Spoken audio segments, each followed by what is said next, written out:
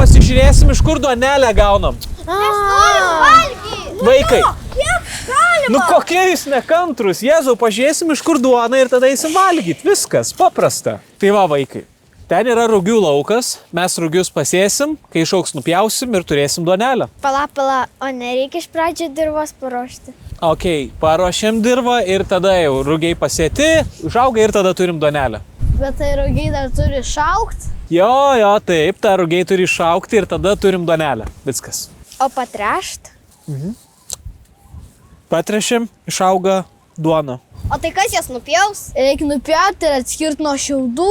Tai grūdus reikia ir valyti, ir džiovint, ir sandėliuot. Ir jau tada galim valgyti duonelę. Dar sumalt. Gerai, ir sumalam grūdus ir tada jau valgom duoną. Ai, tai jau tešlos paruošti nereikia? Teslą reikia soti į krosnį. Kai iškils, aišku. Gerai, viskas, eina valgyt. Pirmą užsisakysim? Taip, užsisakysim ir tada jau valgysim. Neapmokėjo? O dieve, kokio įkyrumo vaikai.